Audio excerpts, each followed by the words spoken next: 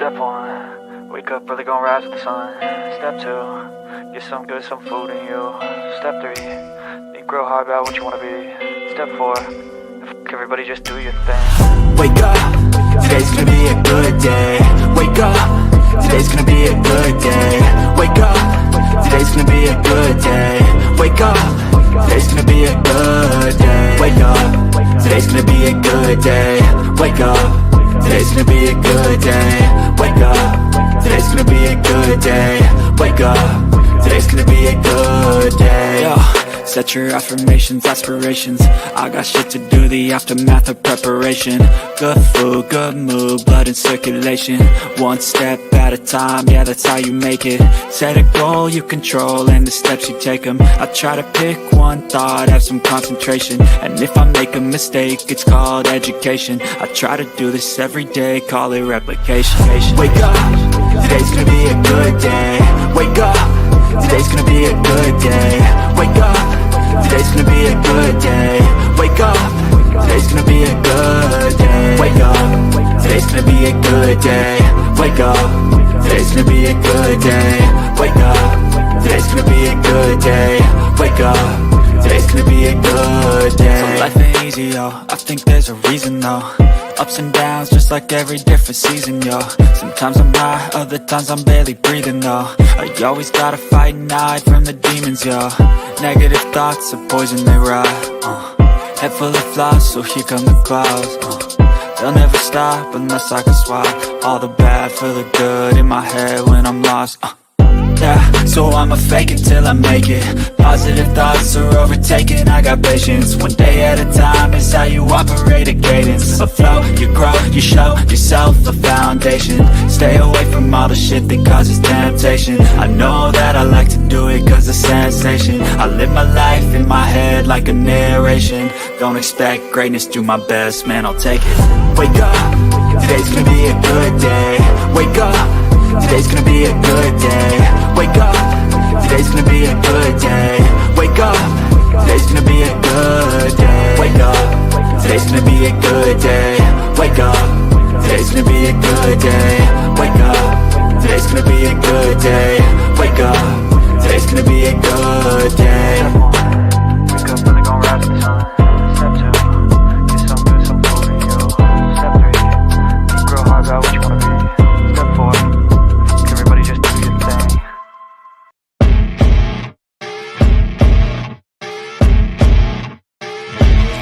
As you wake up in the morning, you want to find the latest, greatest information about criminal cases and have an intuitive conversation about the suspects associated with these cases.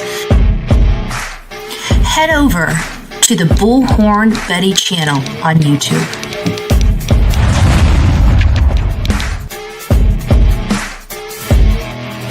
Get breaking news right here on the Bullhorn Betty channel.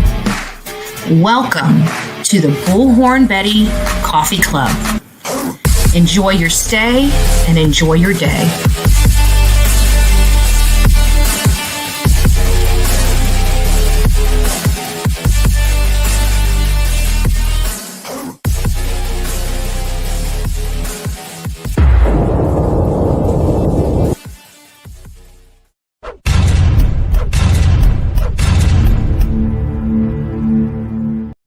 Welcome to the Bullhorn Betty Coffee Club.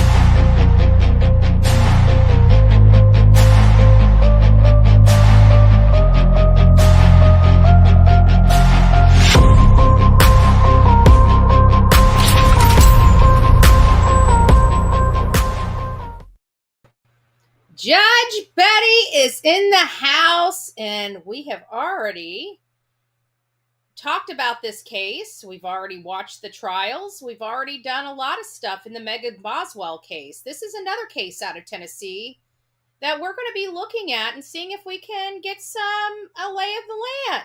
Good morning, everybody. As you guys can see, I'm in bed on a Saturday morning. Hopefully, you guys are watching from bed in the Saturday morning, and don't let the looks fool you. I've already been up for hours working. I've already swept the whole entire house out, and I got here nice and comfy for you guys. And I'm wearing my Hello Kitty, and they didn't disappoint because I leaned forward and the button fell out, and I had Hello Kitties. So we got to be careful wearing this on the show. Good morning, everyone. Welcome to the Bullhorn Betty channel and show where we just give you life and these true crime stories from an average Joe perspective. And we say, the hell to the nah when it comes to the stories we have been getting and given. So tonight we're taking a deep dive in. That's at 8:30 tonight. If you have not gone over to my channel, please go over there now. And you don't want to miss that show. It is already scheduled. It is already set up. And I can promise you it is not going to disappoint. So please consider going over there. Thank you, Nanette, for the super chat. I appreciate that, love bug. And Nanette, also 3 members. Congratulations. Congratulations. I got my BHB coffee cup in the mail. I'm official. Oh, yay. I got to find mine. I'm doing tumblers right now because they keep my coffee nice and warm when in the room. Brenda got me a coffee thing, but it doesn't fit. Oh, did I just unplug myself? I surely did. Oh, dear goodness. Hold on. It didn't do it. Did it? Am I on the right camera? Okay, I'm on the right camera, y'all. I'm on the right camera. Got on the right camera.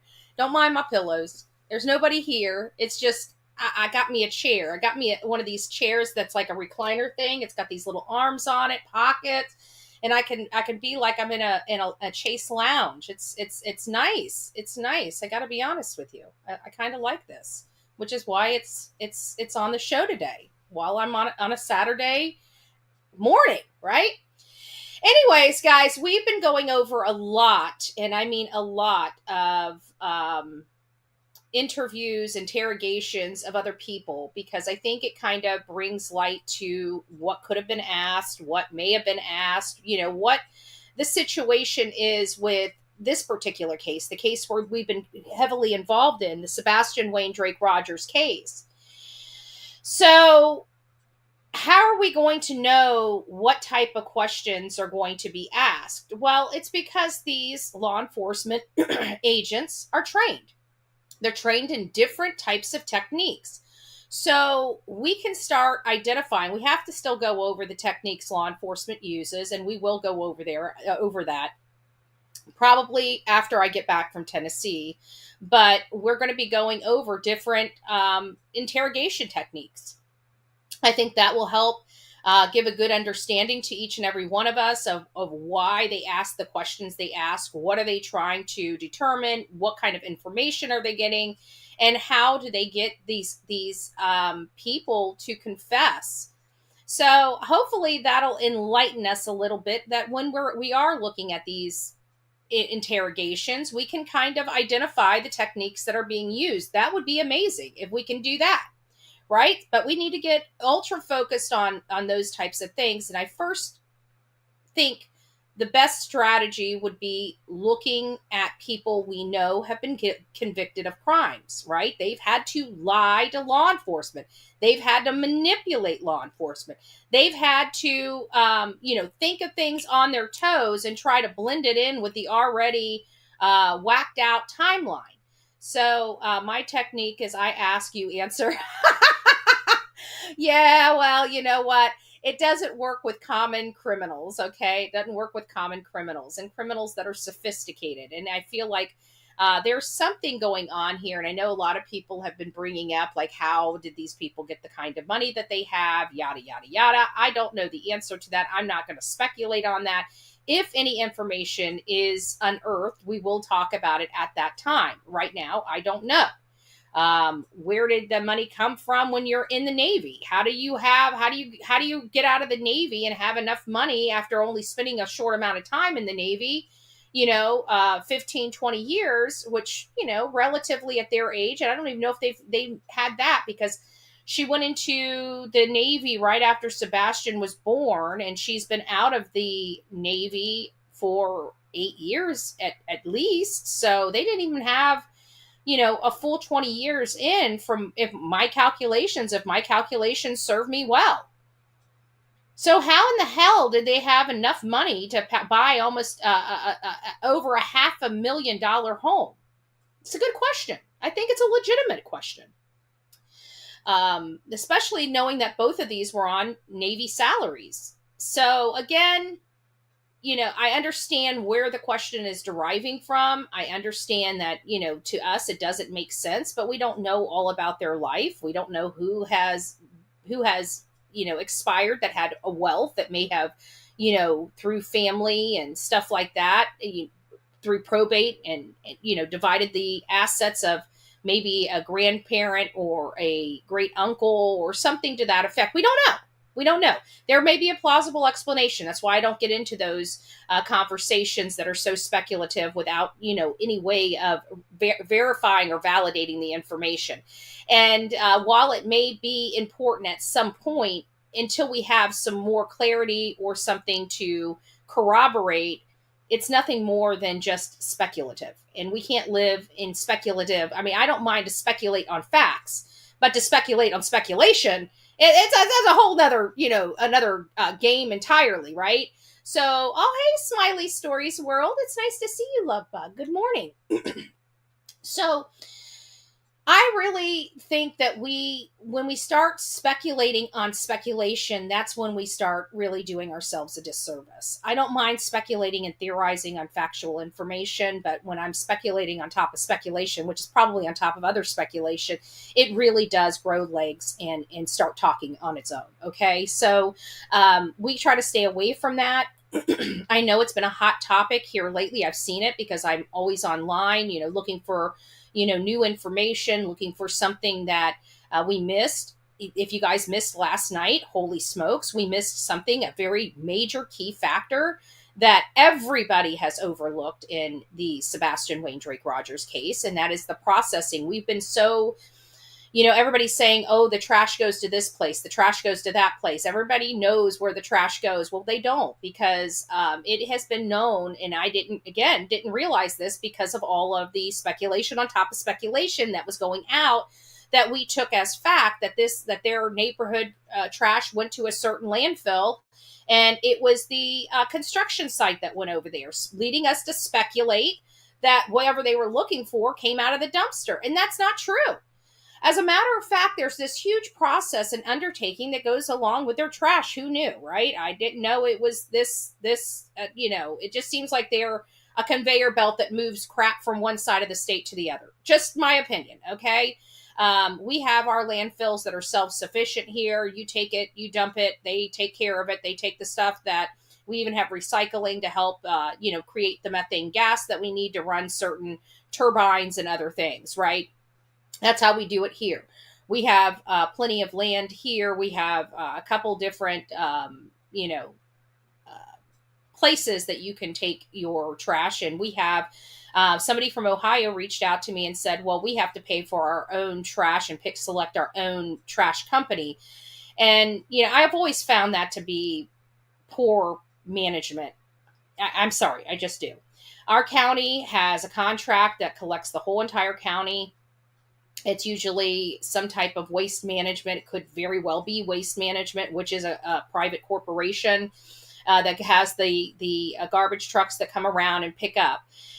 What she was describing in Ohio was something that is a practice of, say, Pasco County here in Florida. They also do that. They have 5 or 6 different trash collectors. You get to pick which one you want to pay. They're all about the same cost to go pick up in your area, and then they take care of the trash for you. You pay them separately. Our trash comes on our water bill. We do not pay separately. Manatee County takes care of all of that for us, makes it very easy for us. And like I said, we are very big on planning in our county. So I always found people that have these lists that they have to do. Their county has poor management or not enough funding, which very well could be the case. Not everybody has over 250,000 people in their community that's paying taxes that, you can have more of these services from your county. So although Pasco County is a fairly big county and they have a design quite like that, but I don't really care for Pasco County. I think it's poorly managed. One of the reasons why I used to go and advocate in Pasco County, because my county was saying, well, look what Pasco County's doing. Well, if you're going to sit there and tell me, look what Pasco County's doing and doing something that a county that none of us are living in, then I need to go over there and start making sure that this county falls in line too. That was my mentality, right? So I'm in their county meetings, making sure that their taxes and their community is running well, just so I didn't have to deal with our county saying, well, let's do it like this. No, let's not. They're pretty messed up. Here, let me show you how. I'm knowledgeable about that county because they wanted to base our taxes on another county's taxes. And I'm like, oh, nope, that ain't happening. So I got into that's how I started making my rounds. I started in Manatee County. Many of you guys don't know, I'm a political activist and advocate for, lower taxes, enhanced police, fairness to the public, doing things for the homeless population. There's some things that aren't really conservative, like, the homeless population and trying to give a hand out or hand up, not a hand out. And it's really a fine line there. And it's hard to get your county commissioners to agree to help one another, because everybody should be helping themselves. And only the very, very needy should be asking the government for help. And so that's kind of, our philosophy in general. But, you got to fight for things. You got to fight for things that matter to you, even if they go against your common goals, right? Because at the end of the day, we all need love. Thank you, Chaos Bunny. That's perfect. And it went right in line. So, this is one of the things that we're dealing with Megan Boswell. Megan Boswell, her daughter disappeared. After Summer Wells, after Michael Monkey Vaughn. I can't remember exactly when her daughter disappeared, but they had like this playhouse. And I was thinking this playhouse was this tiny little, like a Rubbermaid playhouse. Well, it's not. It was like a 2-story little building that you could probably put a child's bed in and they could sleep in. I mean, it was that big. So definitely different than what I had imagined in my brain. And she was in there like a bag of trash. Oh, hey girl, Mom, it's nice to see you. She was like a bag of trash in there. And, there are some probably similarities in some of the details of this case, not many, but we're not focusing on the details. We're focusing on their behavior, their ability to make a lie like that, their ability to try to stay focused and keep manipulating. We're looking at, different strategies that these criminals are using more so than we're really caring about the details of the case. We're analyzing something totally different. We're analyzing their ability to understand words, create a response, and lie. And I think there's no other place to find information like that except past interrogations. And I believe those past interrogations will bring light on the interrogations that must be had, that we are not, that aren't readily available to us today, that we have to think are going on inside these interrogation rooms with, say, Chris, Katie, and Seth, for that matter, right? Because they have, it seems like they exhausted their means with Chris and Katie to the point that they invoked their right to remain silent, stop cooperating with the investigation, fired their PI, a lot of things are going on. I told you that you guys found out here first that the strain between Katie and that unscrupulous PI had met at a boiling point, and that he was, asked, he was fired. He was fired. And he kept trying to deny he was fired, and he was fired. He was asked no longer to, just to step away. That's being fired. So, of course, he tried to play that he wasn't fired, then he decided to leave the case, and then he decided to take his ex account down, make this real, like drama fest out of it, and make people try to reach out to him, tell him they just need him, because he needs to feel needed. He needs to feel needed. It's the Napoleon narcissist in him that needs to feel needed and wanted, and nobody does, because he's been exposed. So we do have all of his horrible work that didn't do any service to the Proudfoot clan and their misfits. But at the end of the day, it did show that they couldn't even deal with the likes of Steve, right? And if you analyze this unscrupulous PI's behavior and the stepfather's behavior, it is funny how they're two peas in a pod, but yet can't get along. That's why opposites attract. If you had to deal with yourself, you wouldn't be able to do it. And I believe that's in real. I think that's in real life too. I'm just saying. I think that's in real life. We always marry the opposite of what we are. So if I get married, it's got to be to a very docile person, right? Because I don't know if I could deal with somebody as loud and obnoxious as me. All right? Oh, good gracious. When I know, you ain't changing this girl's mind. It makes it hard, right? It makes it harder if you have two bullheaded people. We'd never get anything done. We never get anything done. I need an opposite. I need an opposite to balance out me. Aw, thank you. But it's true. And then you put it like that, if you had to deal with yourself on a daily basis, you'd go crazy. Okay, I know. Like I said, this is an average Joe perspective. We're honest over here on this channel. Unlike many. Okay, so we've had a few moments to kind of catch up. Good morning, everybody. It's so nice to see you. As you guys can see, I am tired because I've been up researching, and then I needed a break from researching, so I decided to sweep my house. So I swept my house out. I haven't swept it in, geez Louise, at least a week.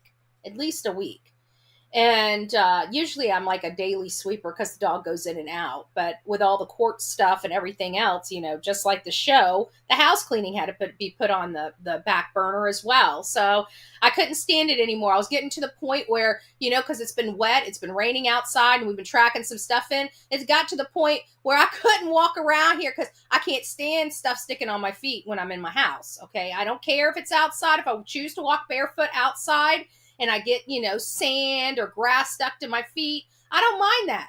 But what I don't like is when I'm going over to the dogs, to get dog treats, and that's where I walk into the house, there's grass and stuff there. I have to wear flip-flops, right? And I did that. For 2 days, and I'm like, I just thought this morning, I'm like, why don't you just sweep? You haven't swept in a week. Sweep the damn floor, lady! So I got up and swept the damn floor. Happy Saturday to you, too. And I got every single piece of grass tracked in here from the rainy weather. So now I can go all the way to the front door. Hallelujah. Without getting grit or grass on my feet. Okay. The grass needs to be outside. I'm just saying. I haven't even mowed because no, I'm just joking. I've just been lazy. That's why I haven't mowed. I haven't even mowed to make sure the grass didn't get tracked in. I'm just saying. All right, guys, let's get to Megan Boswell. No. No, my house is too small for it. I got stuff around here. The dog would go absolutely nuts. I got the dog, this little weasel. It was a ball. It was expensive. It wasn't cheap. And you have batteries for it. You turn it on. It's supposed to spin this weasel around the ball, and the ball is supposed to go here and here and here. And it terrifies It terrifies the So I thought maybe it was the noise of the ball rolling on the hard carpet. So I put it on the rug, and while it did get quieter on the rug, it popped back on as soon as she got, curious about it on the rug, it popped off the rug and went on the floor again, and she popped back, and she's like, nope, don't want nothing to do with that. Does it have lights on it? I don't know. I can't. Yeah, I think it does. I think it has like a reddish light or orange light or something that either flashes or only on one side, and when it turns, it kind of gets the light. I don't know. I can't remember. It's out there. It's still got plenty of batteries in it because I even just threw it out there without the battery on it. And she, after seeing it roll all over the house and making that weird noise, she wants nothing to do with it.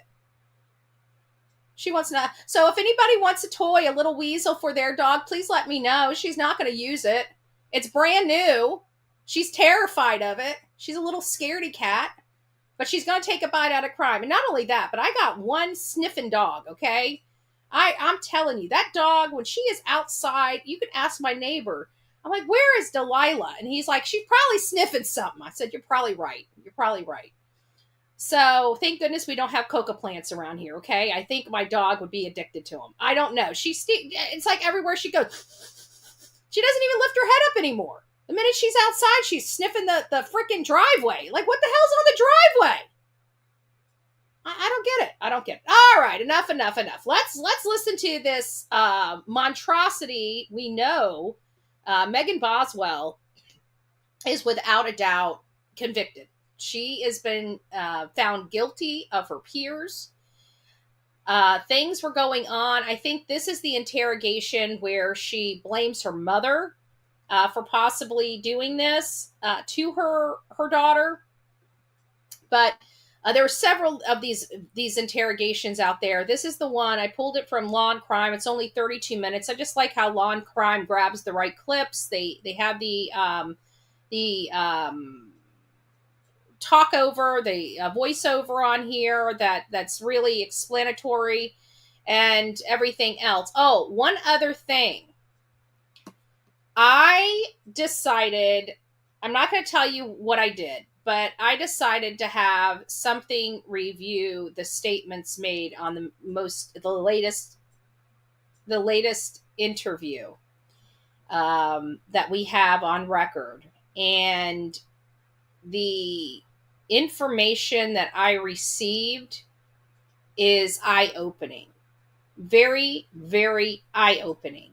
And again, we are going to be discussing that tonight at 8:30. Tonight at 8:30. You're not going to want to miss this show. We are going to be breaking down a lot of stuff.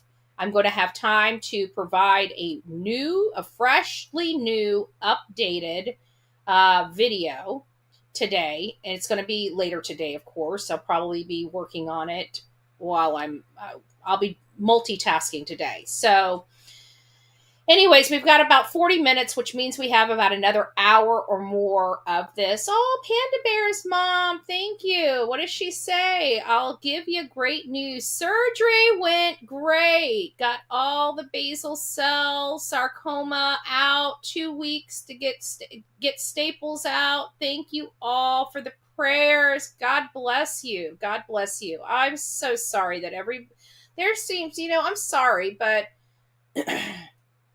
I feel like there's a cure to cancer. I in my gut, in my mind, in my body, in my soul, I feel that there's a cure to cancer that they're withholding from the world. I really do. I can't imagine one thing being funneled, so much money being funneled into one cause over literally my entire life. 45 years, there's been the Cancer Society or Cancer Association or Cancer this or Cancer that.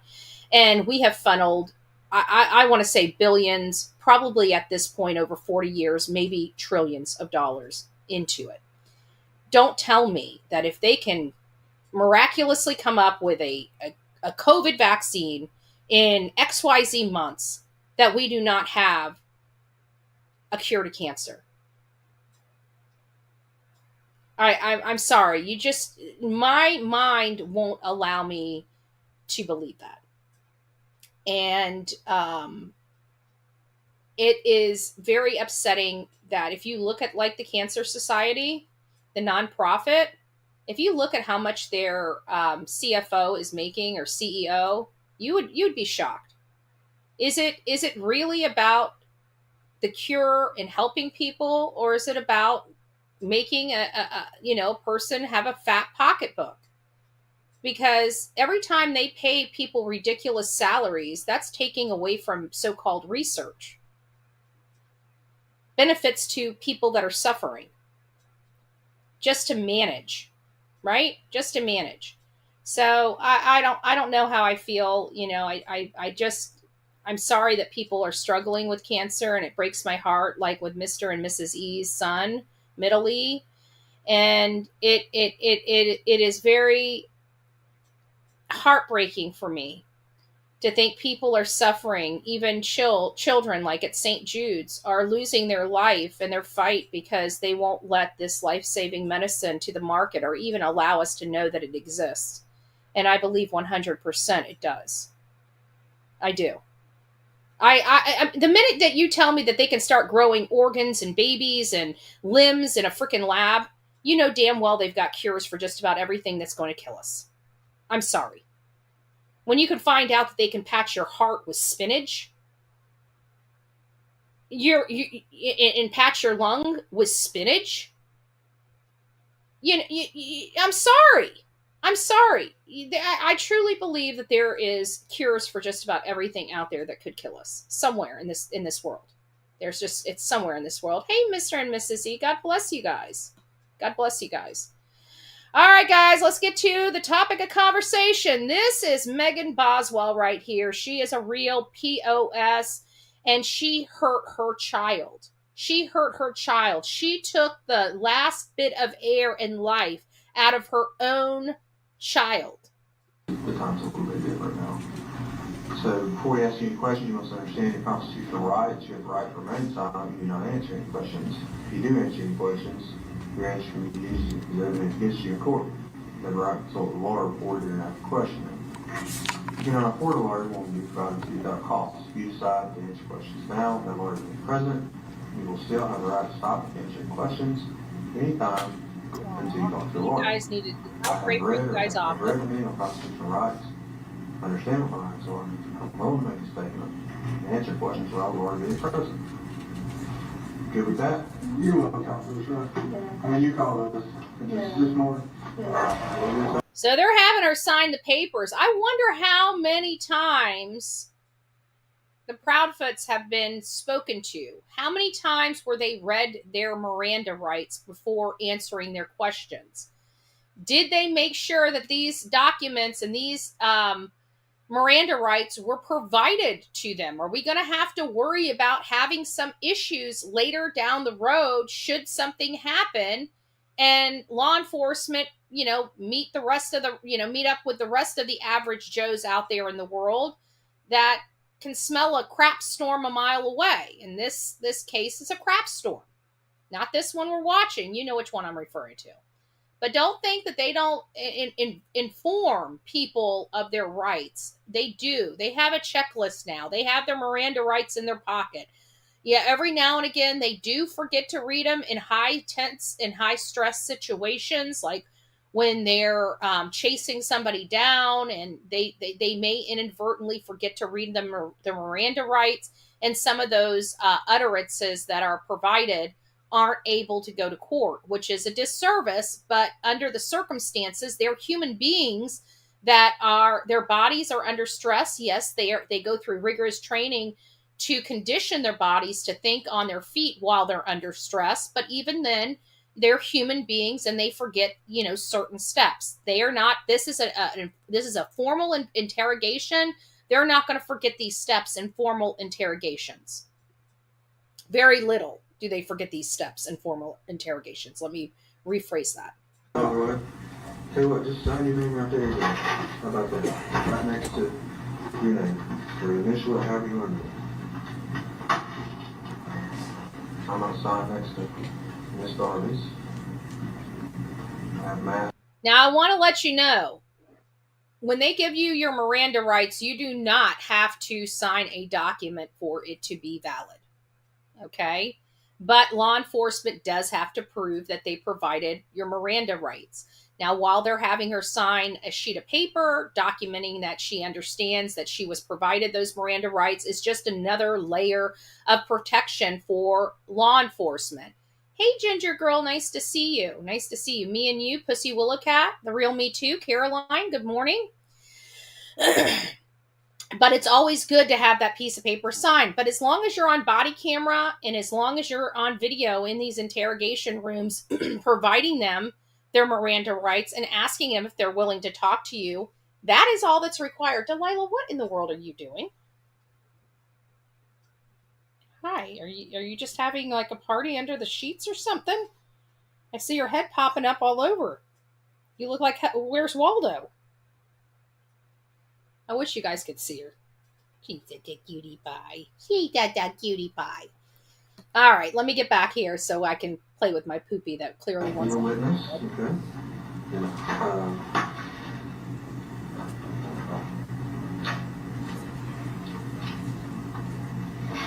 It would. I'm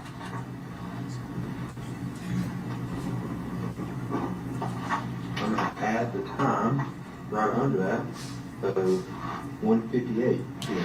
Okay. So I'm on it from there. I said that it's my fault and that she was good last night. Who wish she would have?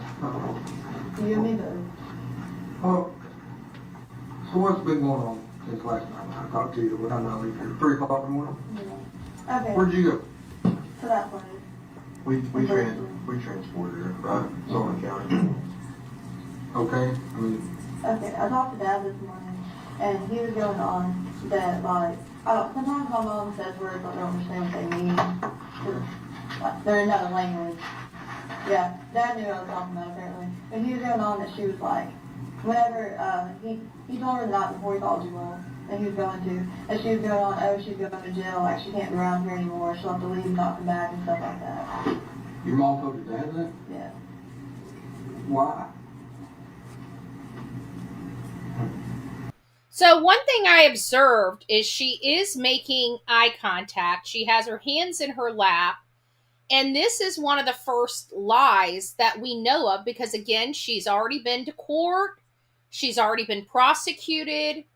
And most likely this is not, I'm not sure if it was proven that these statements were made by her mother or not, but let's go back and listen to them.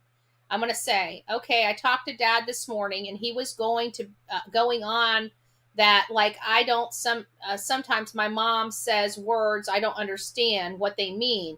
Like they're in another language. Yeah.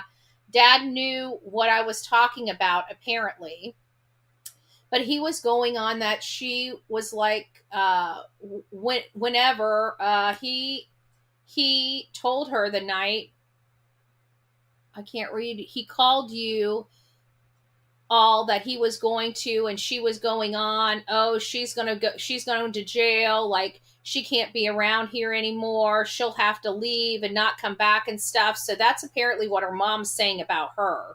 Not before he called you all. And he was going to, and she was going on, oh, she's going to jail. Like she can't be around here anymore. She'll have to leave and not come back and stuff like that. Your mom told your dad that? Yeah. Why? I mean, I don't know, but that's, a big thing. Well, let me ask you this. And then yesterday in the car, he tried to start towards, like, Mendota, Virginia, and I was like, hey, like, if you're not taking me up there, that's fine. Like, pull over, like, I'll call myself and then come get me. What's in Mendota, Virginia? I don't know. And So her mom's talking about taking her, so it is about her, taking her to another state, which, again, doesn't make sense. Yeah. Is that how you say that? That's right. Mendota, you mean D-O-T-A, Virginia? that was a question for me. Yeah. So, does she know people out there? Not that I know of. Do you know people out there? No.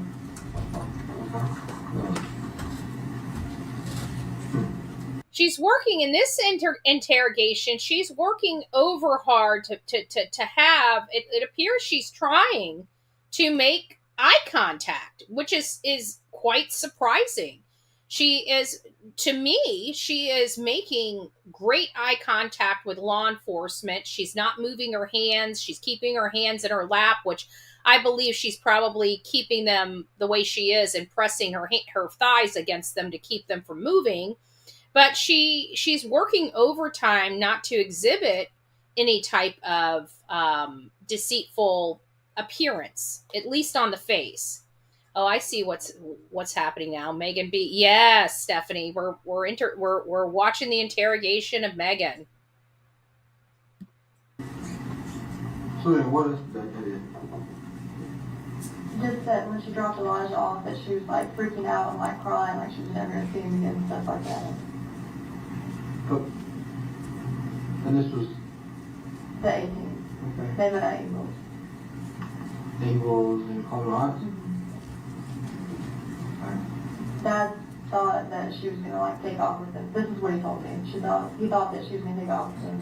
So he said that DCS was doing like a home visit. He had him by 12 for the home visit. For Elijah and Charlotte, yeah. There was never a home visit. He just said that to give Elijah one home. so you think Dad's playing your mom against the system? Or like DCS and all that, trying to keep custody of it? Just that been difficult with your mom over those two kids? Well, I mean, yeah, but you know, she was. Let's face it. I mean, I talked to you a lot, right? And you had a pretty hard life. Would you agree with that?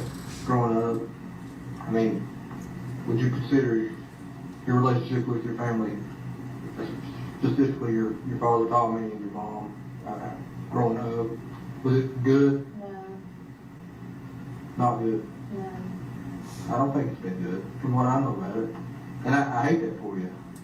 You know, it's hard to grow up in an environment like that. I know. Now, I didn't watch all of the Evelyn Boswell case, and since Mr. and Mrs. E Crimecast are in here, can you tell me, was there a lot of drugs or alcohol associated with her mom and dad and upbringing?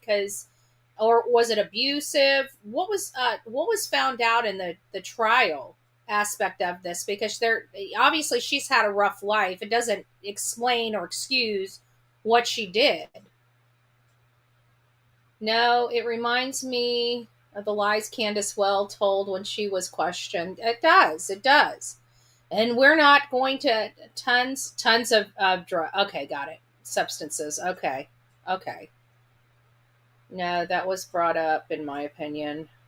Yes. Okay, so it was all three. All three of the things that make terrible people. Substances, alcohol, and DV. So, wow. And the father was trying to get custody, most likely for the financial support of these children. And she's talking about Elijah and Charlotte, but she's not talking about Evelyn. Because when you were in foster care, right? What was the deal there? Truancy. They put you in foster care for truancy? Mm-hmm. Because you couldn't... I ended up missing a lot of school until I got literally dehydrated to the point that I could not walk when I was pregnant with Evelyn because I just couldn't keep anything down at all. And they put you in foster care. But did you have a strained relationship with your mother growing up? Mm-hmm. I mean, was it difficult? I mean, I was more with my grandparents and then So your grandparents raised you? Yeah. Mama didn't care much about you, or Mama was strung out on drugs? So. Right? Yeah. I mean, I can imagine having to live in a home where my mom don't know where I'm at half the time, or how she can't function because she's so screwed. This is a good case because it's a classic case of the abused becoming the abuser. And we all know that what Katie has gone through, and while it's a different type of abuse, albeit, it's still abuse. And I truly believe she allowed Chris to dominate over Sebastian Rogers, not just him, but her parenting as well as Seth's. He was the domineering person, even over the child's biological mom and father's wishes. I can't understand how any mom can idly stay by and allow a step parent to have that much control over their parenting as well as their ex-spouse's parenting. It was some of the things that were said, just, even hearing Katie begging for Sebastian's phone to be turned back on, and he had to go talk to Chris. Very controlling, very, very, very controlling behavior. Screwed up all the time, jacked up on meth, or she on meth, is that her drug of choice? Her and my dad used to do coke. Cocaine? Yeah. I mean, that's tough for a kid growing up in an environment like that. I get it. So I guess since I got older, like me and Mom talk like every day. Like we'll take spouts where we don't talk for a little bit, but like since me and her started like really talking again, like I talk to her every day. Except for yesterday. Exactly, that's what I'm saying. What's the deal there? Yesterday she dropped me off and she was like, well, you didn't go to talk to these people, I don't want to be involved in it, blah, blah, blah. And I was like, okay, that's fine, I'm taking me up there. I was like, you just pull over and I'll have them come get me. She doesn't want to be involved in it. That's what she said. Why would she say that? I mean, why would she be involved in it in the first place?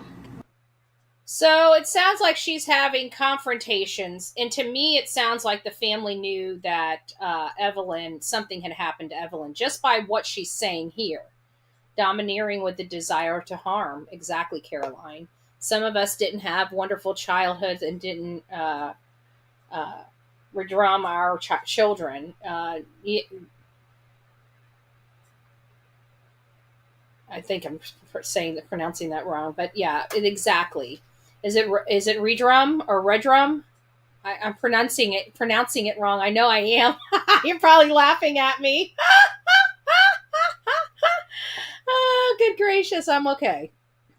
Explain that to me. I really don't. If I did, I would tell you. Hey, Greg. I asked Dad if he talked to her at first. He's like, well, I'm not telling you if I have or haven't. He's like, why do you want to know? And I was like, we're trying to find her. He's like, well, no, I haven't. Yeah, we're trying to find her. I mean, like I told you last night, we've got, I'd say there's 80 people right now, probably more than that, across the state of Tennessee that are doing nothing but look for this job. Nothing. That's it. Okay? Thank you. There's probably 50 of them up here right now. And like I told you before, got it. There's got to be more. I mean, you're not a dumbass. I know this. Yeah. And I'm not a dumbass. And I've been 100% honest with you since, I'm not gonna lie to you. I told you, yell, scream, jump up and down, beat the table. But there's got to be more to this story. Well, Mom used to tell me that she was talking to Ethan about Evelyn. When? Let's go back just a little bit, but somebody brought it up. Letitia Stout. We need to pull some of her stuff. That would be good. I'll look for some Letitia Stout interrogations. Yeah. And I'm not a dumbass. And I've been 100% honest with you since, I'm not gonna lie to you. I told you, yell, scream, jump up and down, beat the table. But there's got to be more to this story. Well, Mom used to tell me that she was talking to Ethan about Evelyn. When? Whenever her and I first started talking again, so it was kind of like a little bit after January. Your mother told you that she was talking to Ethan about Evelyn. She did. And how was she doing that? On the phone. She never specified. Okay. Do you think she was calling him, talking to him like we are, or texting him, Facebook message, what? She said on the phone. Okay. I don't know if that means text or phone. You assume it to be phone calls? Yeah. But that's just my assumption. Right. Could be other ways. She doesn't have a Facebook, but will have a Facebook.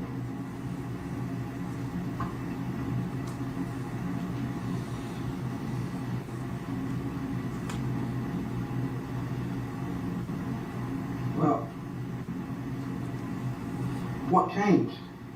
What do you mean what changed? What changed? Something had changed in the past 24 to 48 hours, maybe just a little bit more, with you and your mother.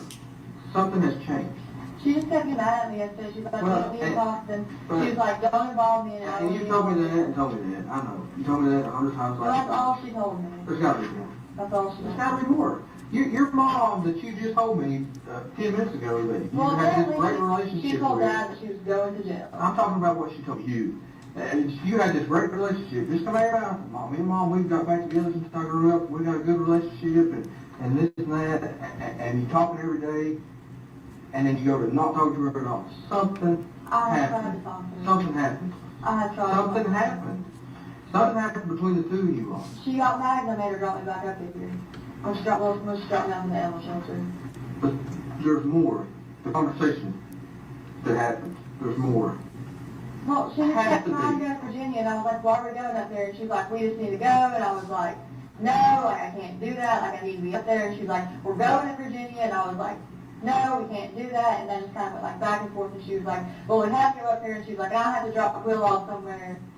It doesn't have to go through it doesn't have to do with going to Virginia. It has to do with why you're here and why we're trying to talk to her and Evelyn and the whole deal. That's what the conversation was about. There's no doubt in my mind. Y'all had a conversation.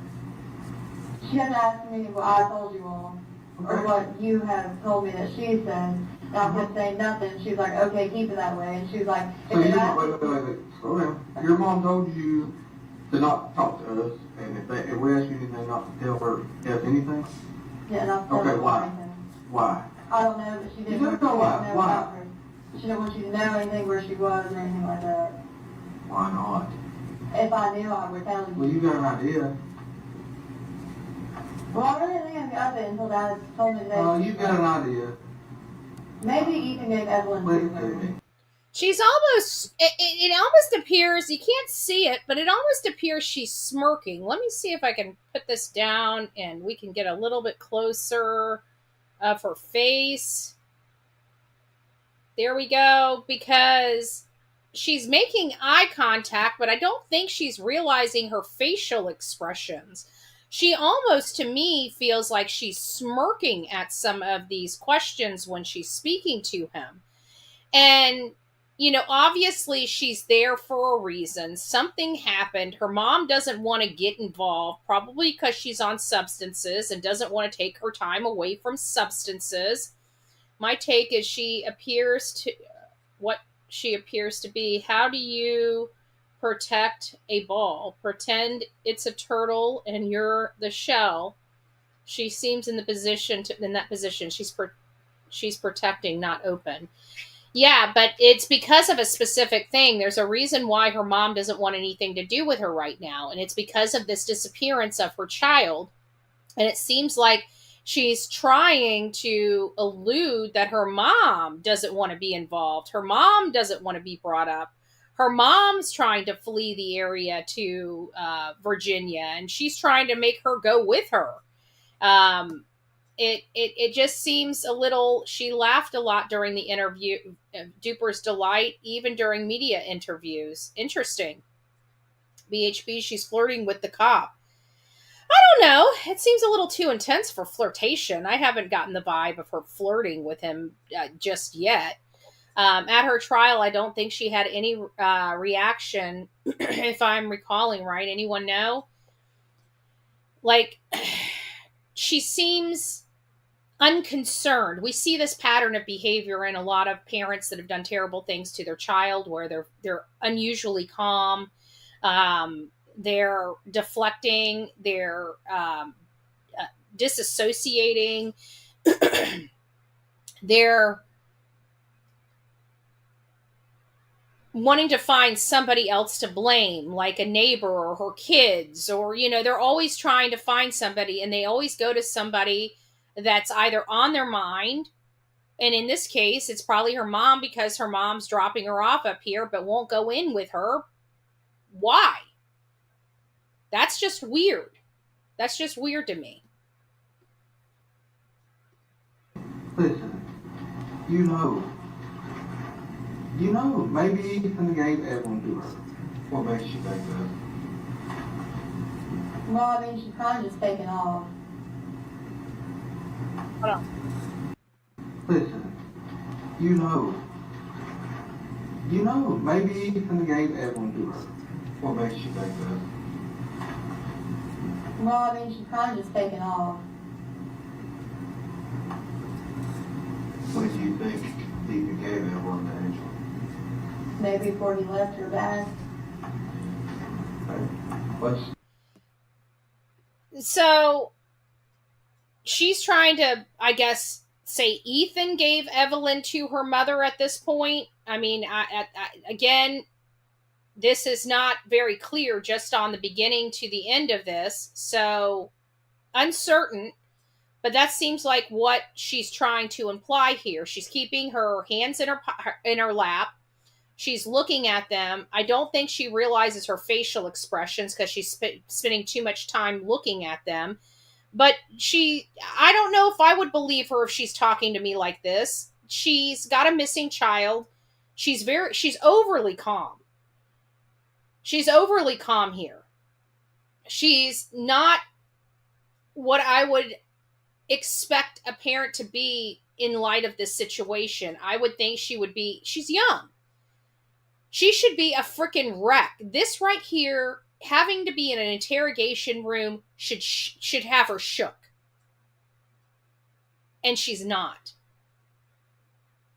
I want you guys to understand that. This right here, she's a young girl.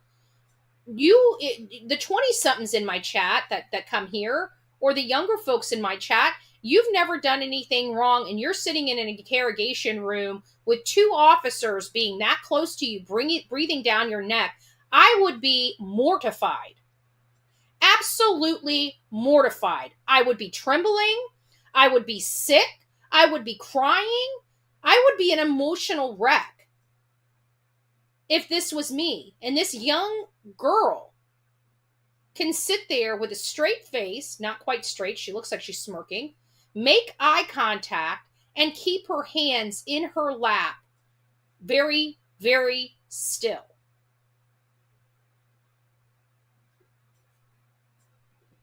Me and my mom weren't really like on Look at her face. Her face has not stopped smirking. She's there with almost a smirk on her face. At that point, though. Well, let's just assume for a minute that's true. Okay. Let's say Ethan has Evelyn on the 26th. We'll say the 27th. He says, Angel, here, I've got Evelyn, you come get her. Okay. Why didn't Angel, why didn't your mom tell you, hey, I've got Evelyn? I don't know. Did your mom tell you she has Evelyn? No. I even asked her, and she just kind of got mad at me. When did you ask her? Yesterday. You told me yesterday that She dropped me off up here. You know that. I do. Well, I asked her if she had her. I said, do you know where she is? Look at her face. Does anybody else see? Now that you guys can see her face, let me put it up here a little bit bigger. She looks like she's smirking at every stinking question they're asking her. I've never seen this. My child was 5 and went missing at Chuck E. Cheese. I remember every second of it to this day. He's now 43. It was 15 minutes of pure hell. My mom has a story of that when we were hiding in the clothes racks. She lost her ever-loving crap. I think she popped us on the butt right there in the middle of the store. Not that it made it any better for her. She had 2 screaming kids instead of 2 laughing kids trying to scare her, right? But we scared the crap out of her. She thought we were gone. What did she tell you? She wouldn't answer me. She just kept going on. You don't need to go up there. You don't need to talk to them. You don't need to tell them anything. Have you talked to anyone today that could help besides your mom? No. We know you talked to Tommy, your dad. Yeah. Who else you talked to today? That's it. Did you talk to Hunter? When did you talk to Hunter? A little bit before I came up here. What did you talk about? Well, he was going on about Facebook, and apparently it's my fault, and said that they were going to kill me and give out a chicken shack.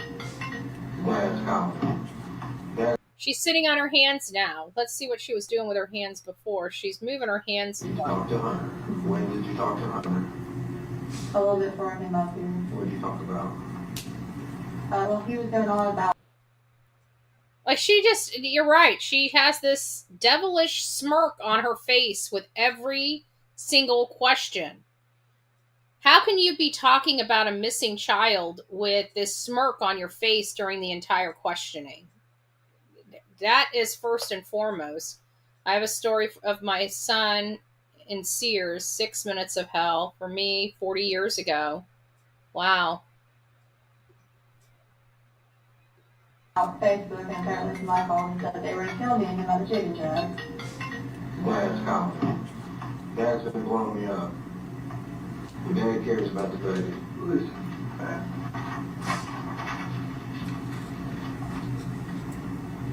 Hear what you said just a minute ago.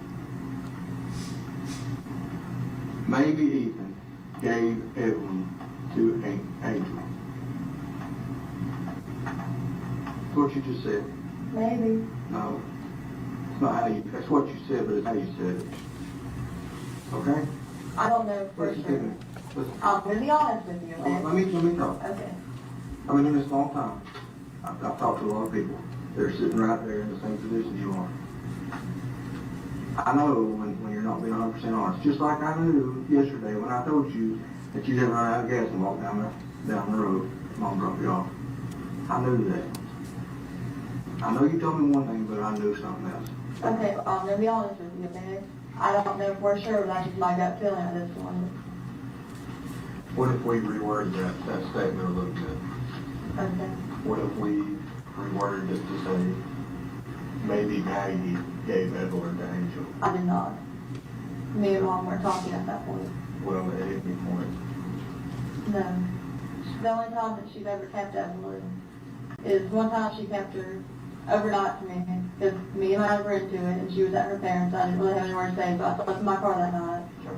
But Evelyn was inside the house, and then she kept her for me for maybe like a couple hours a few times. What if there was a time that you couldn't get in touch with Ethan and you needed a break?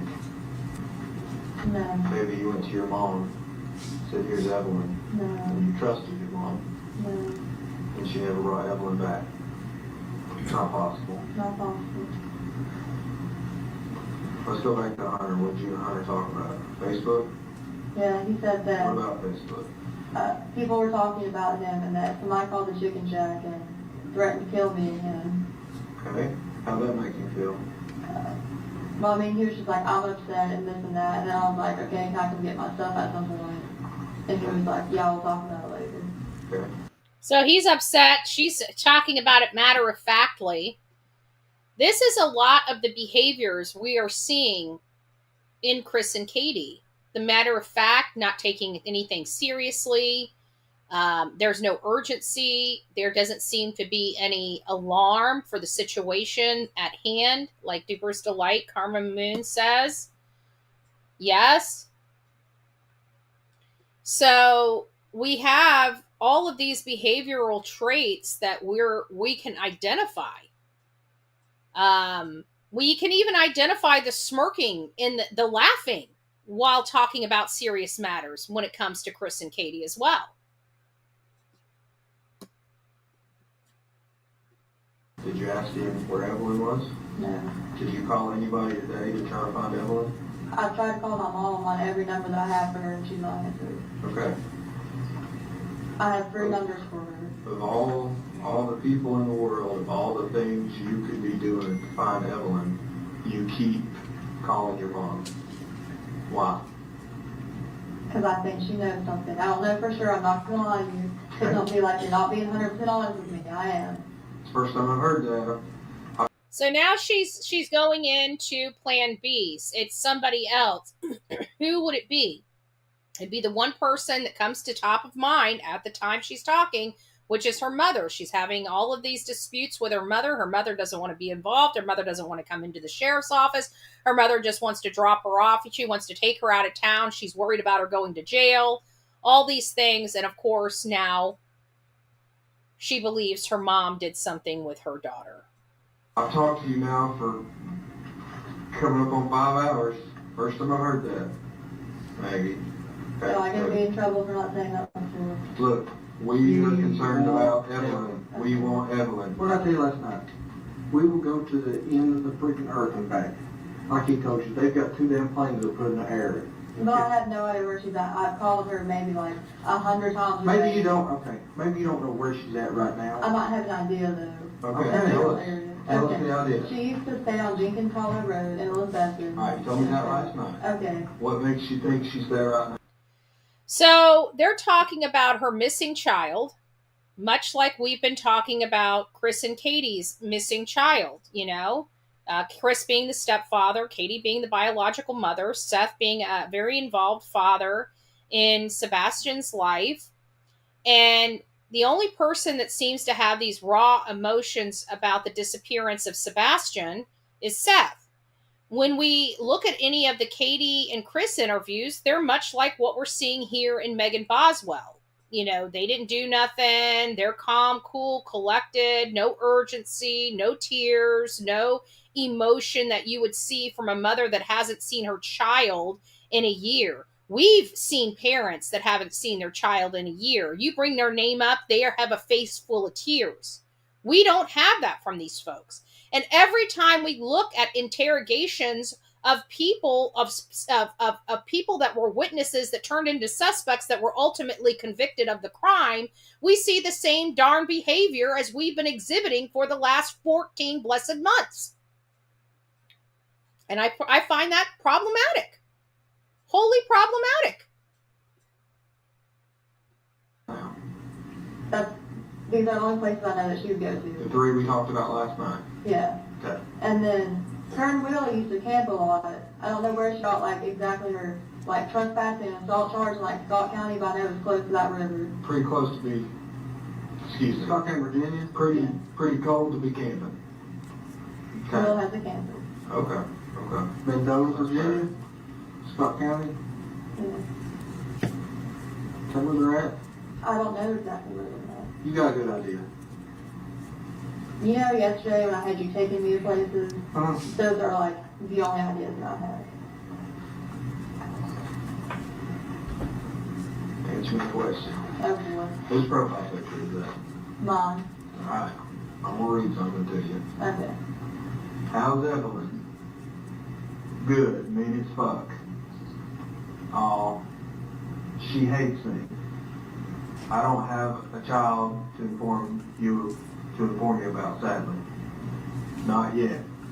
What? What do you mean I don't have a child to inform you about? That's what somebody said to you.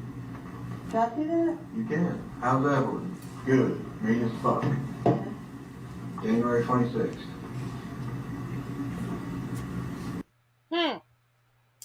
The only time a child is mean AF is when a parent is not giving them love or paying attention to them, and they have to try to get attention by negative ways. That's the reality of children. That's the reality of children. Children are great children if you're giving them the love and the attention that they need. When you are not showing them the love and the attention that they need, they will have behavioral issues because they want the attention. And they learn very quickly the only way to get attention is to get negative attention. And so they realize that's how their little brains compute. And so they know that if they throw a temper tantrum or hit mommy, they'll get her attention.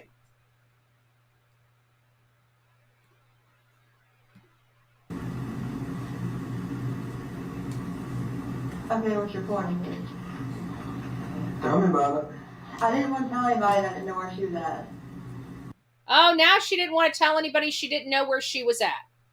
And she says that with a smirk on her face, rolling her eyes, and still no concern for her blessed missing toddler. She gave birth to this child. She seems cold, callous.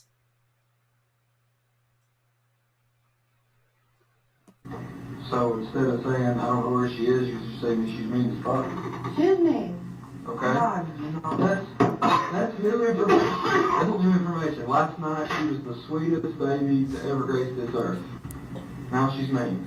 That's what you said. You said she's a sweet baby, she never cried, was never a problem, always held her. Now she's mean as fuck. Now, you guys are seeing this. Do you guys understand what's going on? Why in the world would Katie invoke her right to counsel? Could it have been like this? You don't see any officers screaming in Megan's face. You don't see them pounding their fists on the table. No, they're letting her talk and they're saying, well, why are you saying this when you said this? They're showing her contradictions. She's realizing the noose at this point because now it's showing she had the child. It's showing now that she had the child. Well, how did you say she was mean as fuck if she wasn't there? Well, I didn't want to tell anybody. I didn't know where she was. And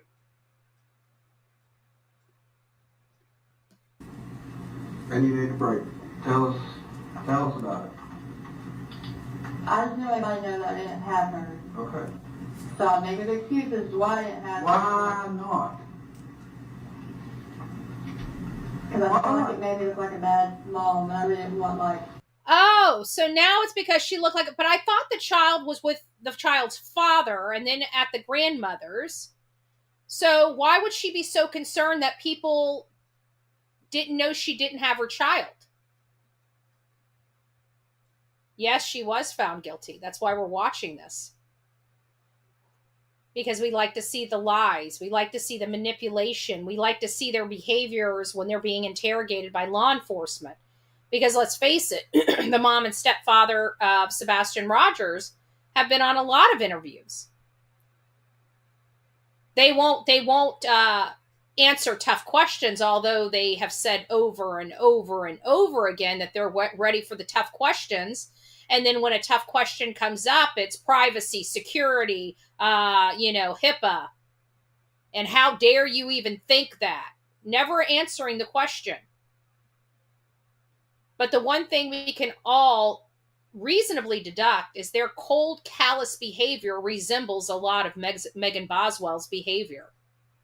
Down to the laughing and the smirking. Down to the laughing and the smirking. Well, look, let me ask it this way.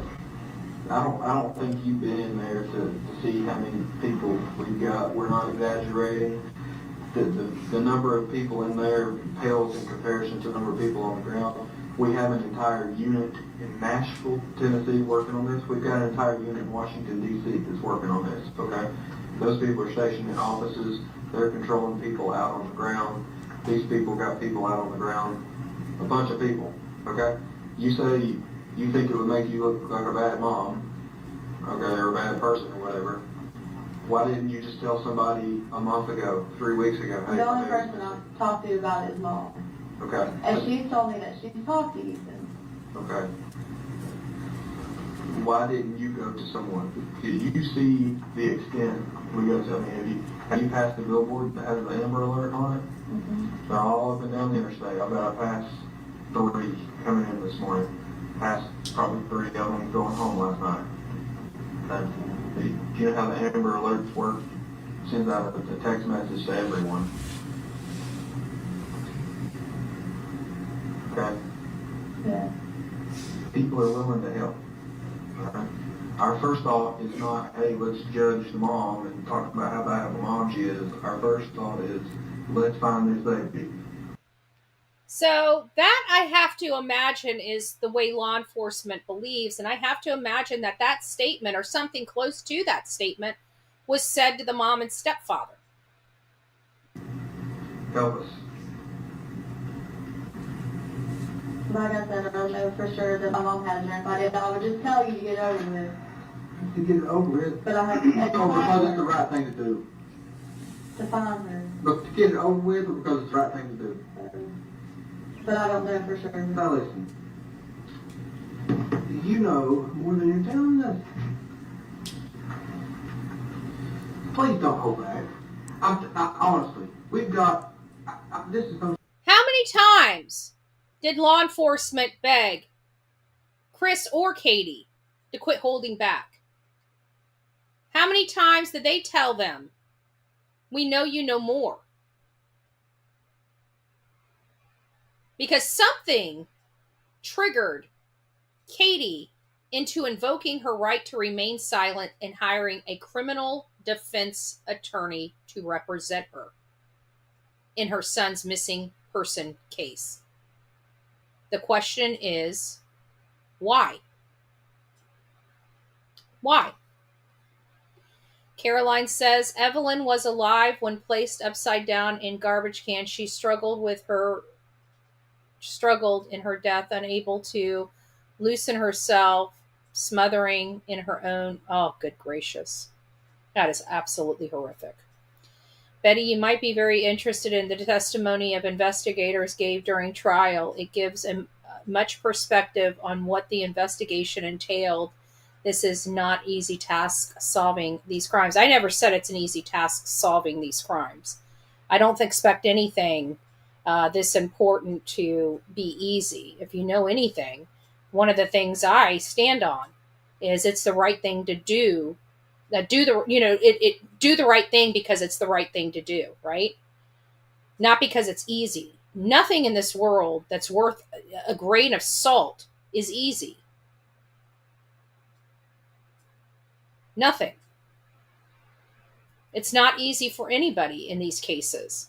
But what I don't like is misrepresentation and flat out mistruths. And I'm not talking about from the suspects. We expect them to do that. It's from mistakes that are had that people of authority try to shovel under a rug. And I truly believe in the case of Sebastian Rogers, those at least 24 to 48 hours, there were several balls dropped, major balls that I think the reason why we're in the situation we are in, where we're 14 months down the road. And while we can believe, hope, and pray every single day that the people responsible are held to account. But at the end of the day, Tennessee is a nobody, no crime state. And if you look at their history, there may be one or two outliers out there in the entire state. In the entire state. This is truly a nobody, no crime state. And so far, Sebastian hasn't been found dead or alive. So the way I look at it is this case is doomed until he is found.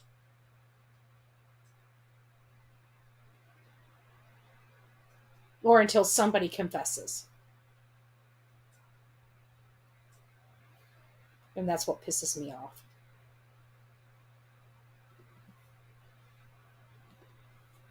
They didn't even really prosecute her. Am I correct about this? They didn't even really prosecute Megan Boswell until they found Evelyn. Was she arrested prior to for like second degree or anything like that? Hey, Eric with an H.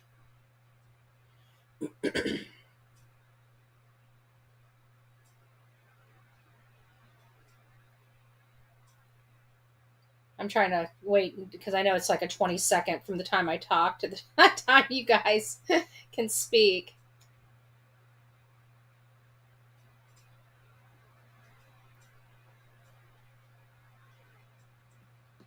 Okay, well, I'll wait for you guys to answer. We'll get back to this. We've got 10 billion people out here doing whatever we need to do working on this case, maybe. And we get that many more if we thought we needed. But right now, it all boils down, really, 90% of it, in my mind, boils down to what is happening right here, right now, in this room with you. Because you hold that key. Can somebody tell me, was she arrested after her daughter was found or before? I know I've got some people that follow this case from front to back. Yes, she was arrested prior for neglect. Okay. But not for anything else. So that they did go for low-hanging fruit for her then. Caroline says they found Evelyn first. Let me just... was she? I didn't know that. But she still was, but she wasn't charged with the homicide until after Evelyn was found. Is that correct? Hey, Coco. Or Cuckoo. Evelyn was found before she was arrested. Yep, before. Okay, that's what I thought. So, again, solidifying the no body, no crime state. Yeah, they had something. They charged her with what they had. But at the end of the day, she was never charged with any type of death charge until after the child was located. So, solidifying, and I just want that to resonate. I just want that to resonate with people, because in my state we have circumstantial cases all the time. Is it tough? Yeah, it's tough. But we have circumstantial cases all the time. And we're constantly, honing in on law enforcement. We're doing it in public spaces, which is good, and we're cognizant of privacy issues for, say, like those, I can't remember what, I think they're not flock things. I can't remember the terminologies, because flock, I think, is the light plate reading cameras, but it's some kind of pole that goes up that tells the distance of shots fired. And I can't remember what the name of it's called, but that's what we have here in a lot of the places that are more built up in the state of Florida. We have a lot of stuff. We have a lot of traffic cameras everywhere that help regulate traffic. And if there's a problem, we send officers out there. So we just do a lot. And if you're on our interstates, like on I-75 throughout the state of Florida, there is cameras, I believe, like every mile, maybe half mile. So we're constantly, monitoring our traffic by a variety of ways on our public roadways.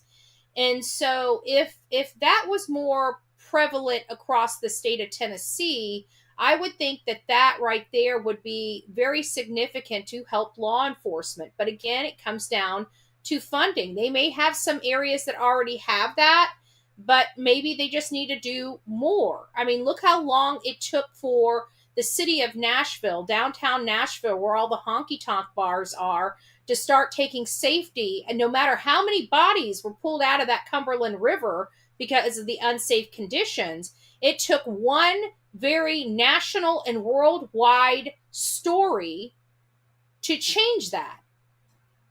And so hopefully with our dedication to this and constantly pointing it out, somebody of authority in Tennessee will start making recommendations to fix some of these issues so they have better data to help them be more successful at circumstantial cases.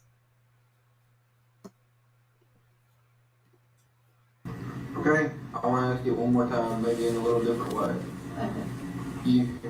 Right here, right now, we've got internet, cell phones, everything. We can give you access to things. You had access to a phone at some point this morning. Out of everything in the world you could have been doing, why did you only call your mom? We need to know that. I think she has Evelyn. You think she has Evelyn? You think she has Evelyn, or you know? I don't know she does, because she wouldn't tell me. Well, okay. What makes you think she has Evelyn?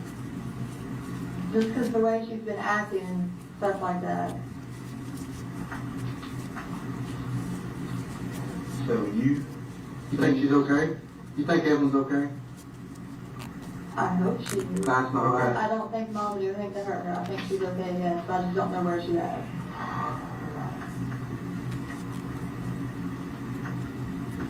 But every time I would try to ask Mom anything about it, she'd just beat around the bush and be like, She says that with a straight face. She knows darn well her daughter is deceased.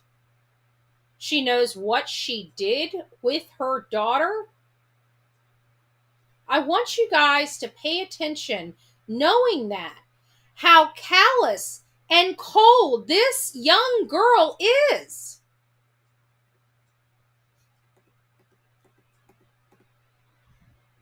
stuff like that.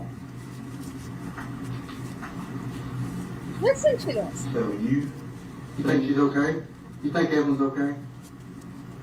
I hope she is. That's not okay. I don't think Mom would do anything to hurt her. I think she's okay, yes, but I just don't know where she's at.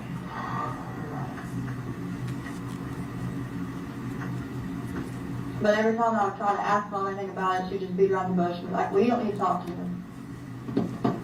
Was that yesterday or the day before? Whenever she dropped me off. Days are running together now, right? Oh, But they are for me. whenever she dropped me off. I get it. So look at her.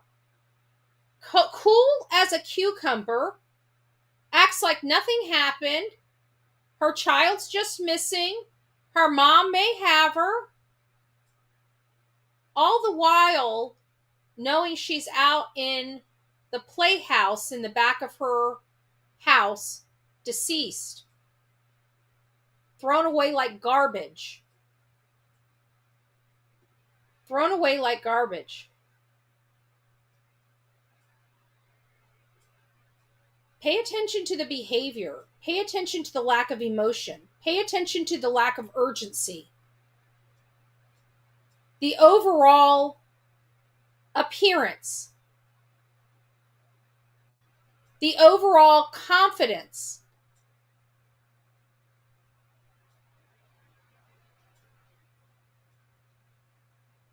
Not a worry in the world. She's just ready to move on.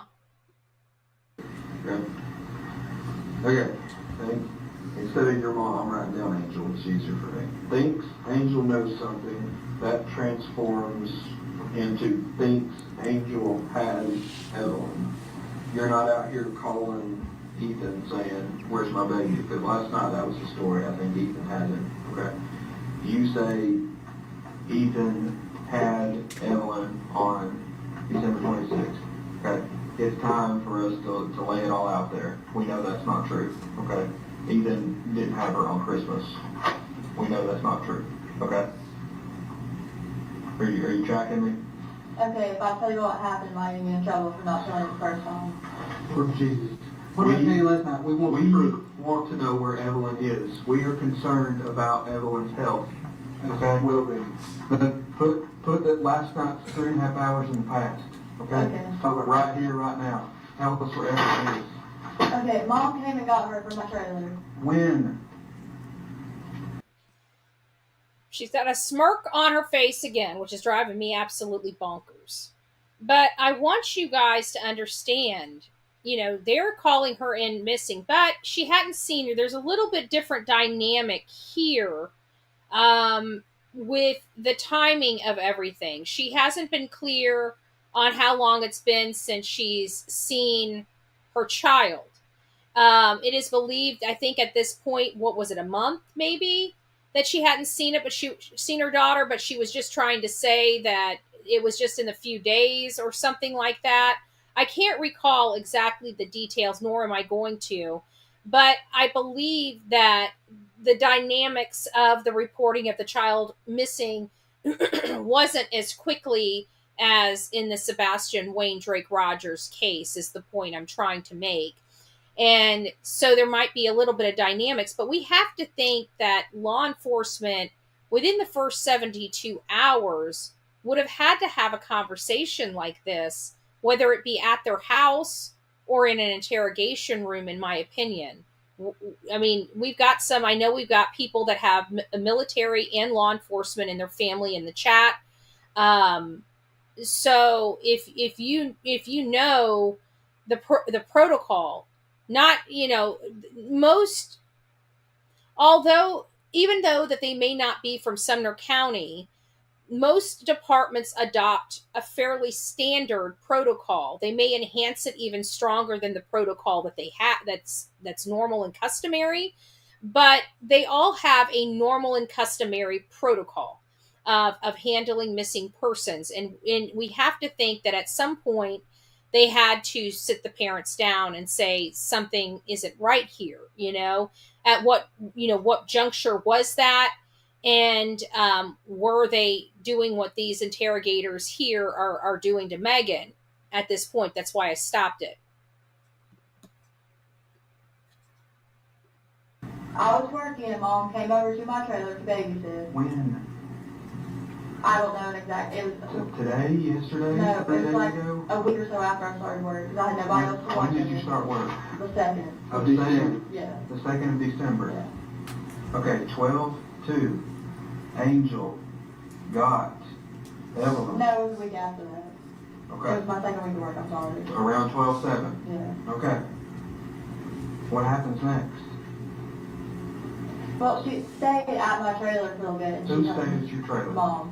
At the trailer at Buffalo Road? Yeah. Okay, I don't know I told you this. I was at that trailer last night. Okay? Yeah. I looked in it. I looked around it. I looked everywhere for Evelyn. I looked in the shed. Okay? I know where that trailer is. Okay. Evelyn was in that trailer the first week of December. Yes. What happens next? Okay. Mom got mad at me and she left. And she took Evelyn with her. With your permission? No. Okay. When was this? The same day? No, it was a couple days after. She stayed with me for maybe like 3-4 days. So what day are we talking about? The 10th, 11th, 12th December, something Around like that time. that? 12. Okay, 10. And then what happens? I didn't talk to her for over a month. And then she called the chicken shack and said that she needed to talk to me. When did she call the chicken shack? Sometime in January. I don't remember the exact date. Angel called. It would have had to been after, like, I want to say it was maybe like, I went to court the day that she called me. Why were you? For what? Reckless driving, Okay, where at? Washington County. Okay. Right. Court, Washington County, the day she called you. Mm-hmm. Okay. What happens next? She took me to her place in Elizabeth, and Evelyn was not there. She would not answer any questions about her. All she would tell me was that she was okay, and if I gave her time, she would give her back to me. So Angel took Maggie to Elizabeth. To that house on Beacon Hollows Road. Okay. Evelyn is not there. No. This is still in January. Mm-hmm. About the first week, second week of January. Yeah. Angel says she's safe. Right? You believe her? I mean, yeah. Okay. Okay. Then what? We're getting closer. You're She kept saying that if I just gave her time, she'd give her back to me and stuff like that. And then yesterday when she was like, we're going to Virginia, I was like, is that where Evelyn is? Is that where Evelyn is? Or are you taking her to me? And she wouldn't answer me. Okay, let me ask you this. When is the last time you saw Evelyn alive? Whenever Mom left with her. When? Back in December? Okay. Who has seen Evelyn alive since then? Just Mom. So, what do you think happened to her? I don't know if she's up in Virginia.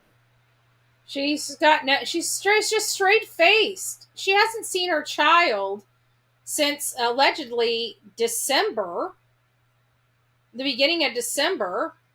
It's obviously after Christmas because they had already made reference that we know for sure you did not have her on Christmas. So she hasn't seen her child by this interview in a month or over a month. She has no urgency, no concern, no grief, passing the buck. Mom has her. He just walked out the front door and locked it behind him. Somebody that Mom knows because she used to like stay up there or something. Why would she take her from me and I'll give her back? I don't know.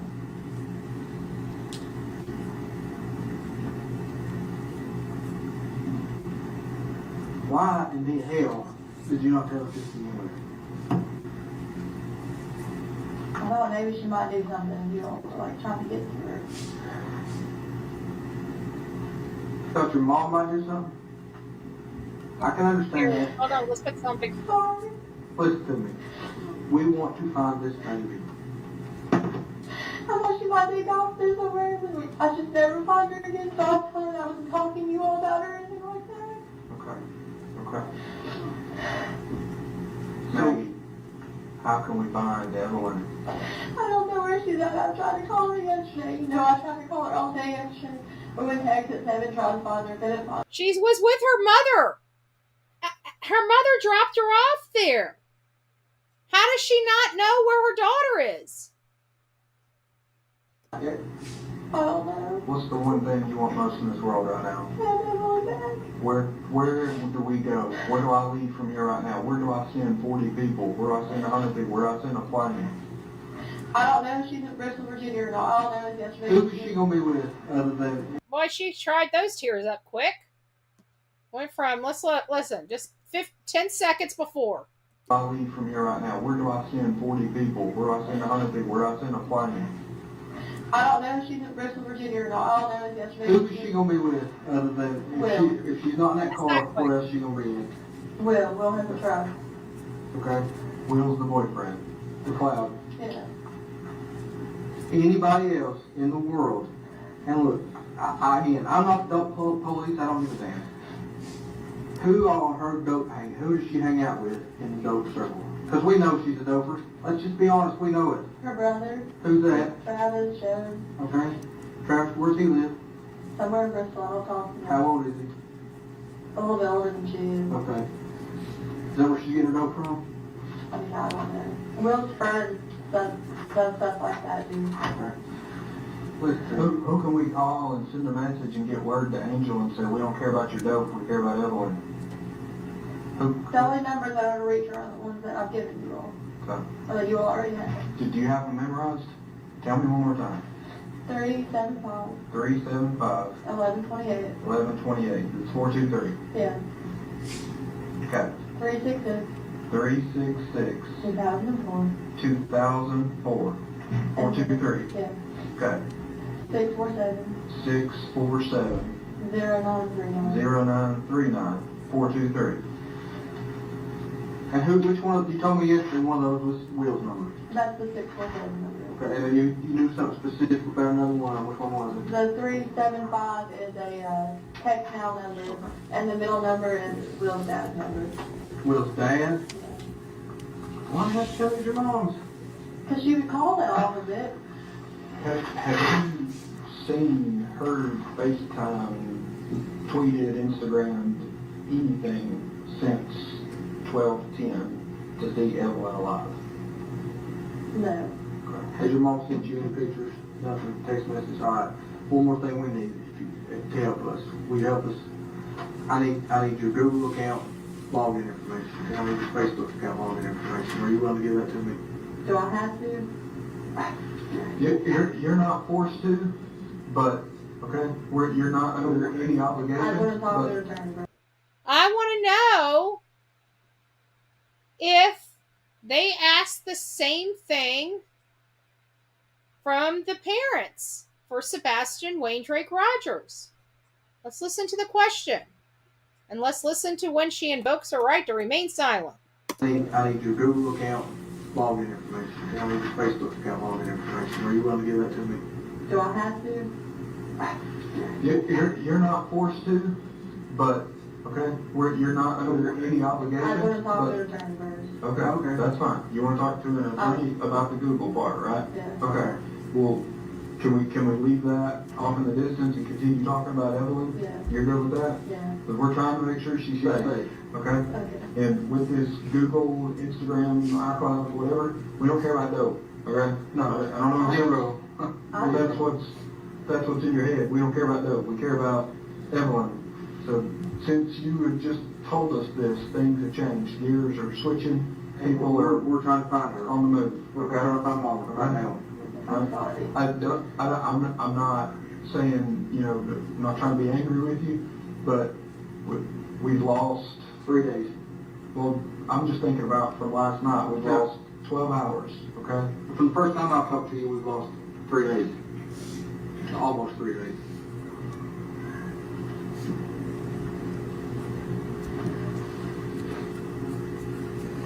There's the waterworks again. So, where can we go find Mom? I'll just go for the things I know she'd be at. All right. What you need? Clean it? Yeah. Is there anything else I can get you to make you comfortable? Are you hungry? You want food? You want a Mountain Dew? Coffee? You need to go to the bathroom? Sure. Okay. I'm sorry I thought she'd leave with her if I told you all anything and you all were trying to talk. Look, we're not worried. We're not asking for apologies. No, I've had that. I'm not, nobody's mad. Okay. Okay. Whenever, well, we'll get to that in a minute. What else? Look, We know you said you didn't have a phone in this time period. We've got some evidence that suggests otherwise. Okay? What phone period? Past 2.5 months. Yeah. I thought that my third towards the end of the secret. I just found it after that. Where's that phone you had? I don't know, to be honest with you. Was the story about you smashing it, is that true? I sold it. Okay. I'm not looking to get you in trouble for that. She sold it. Well, then it should be turned on under somebody else's with the, what is it, the EMIC number or whatever? At this point, I don't care if you smashed it, sold it. Throw it in the river, okay? Who'd you sell it to? A little kiosk at Kroger. Kroger where? Keeping store. Like you dump it in the machine? Yeah, an echo thing? Yeah. Okay.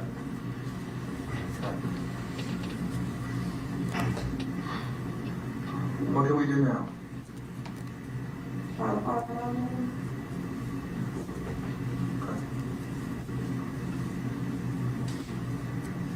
Okay.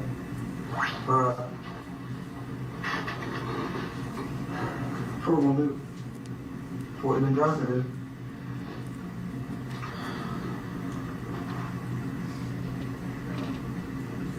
Give us just a second. We'll be right back. You need anything? You sure? Thank you. You hang out and help us find Evelyn. Can you do that for us? Okay. I'm gonna take all my notes so I can get everything straight here, okay? We're right back. I'm trying to. You need to make a phone call. You want to call? You want to talk to anybody? You want to talk to your dad? Can you call him? I'll be glad to call him. He called me while we were sitting. Can you not tell him what I told you though? What do you want me to tell him? Just that you don't know what's going on. Okay. I'll call him in a minute. I'm not going to call him right this second, but I will. Okay? Thank you. Wow, don't want to tell her dad what's going on. So, again, a lot of behaviors exhibited in this that we can attribute to other cases. And I think what is the most common that we need to be paying attention to in all the cases we deal with is the lack of urgency, the lack of concern, and no emotion. Those are crucial. Do they mean that somebody did something? No. But they are definitely red flags for the majority of the cases. They are definitely red flags for the majority of the cases. So that's why we look at those details.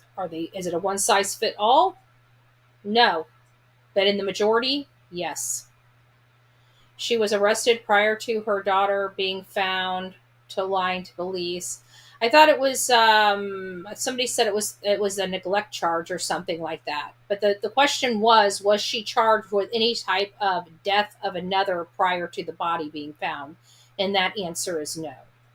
And that solidifies more of what I'm saying is, that. So I just wanted to thank people. Nanette, thank you again for the super chat and 3-month member. God bless you. She's official. She got her Bullhorn Betty coffee cup. God bless you. Panda Bear's mom had a great surgery, and we are so, so, so thankful. We've got other people that are concerned about doctors and, upcoming procedures they may have to have. So we always want to give out good vibes, and anybody that's struggling, either in silence or, just struggling in our, more vocal, we just want to pray for you, and we want to make sure that whatever you're going through, you're not going through it alone, and you got a lot of love. Gigi for Life became a YouTube member of the Bullhorn Betty channel. We just love it, but we know she's not a new member. She's been here for a really, really long time, and we couldn't be happier. And there you go. God bless you, Gigi for Life. And everybody else that came over to hang out to learn a little bit more. These interviews are interesting to me. These interrogations are interesting to me. These, being able to help look at these things and start identifying. You're not going to know what to look for until you have the experience of listening to a lot of them.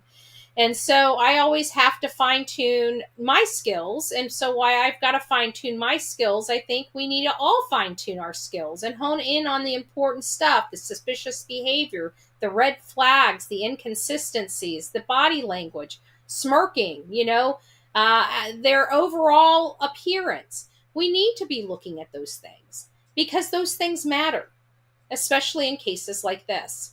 All right, guys, thanks for coming and hanging out on the Bullhorn Betty channel, and we will see you this evening. If you missed it, 8:30 tonight, we have some definitely interesting information to provide at the least. God bless each and every one of you, and until next time, please be safe, but more importantly, kind to one another. God bless. We'll see you later. From the East Coast to the West Coast, we are everywhere true crime is.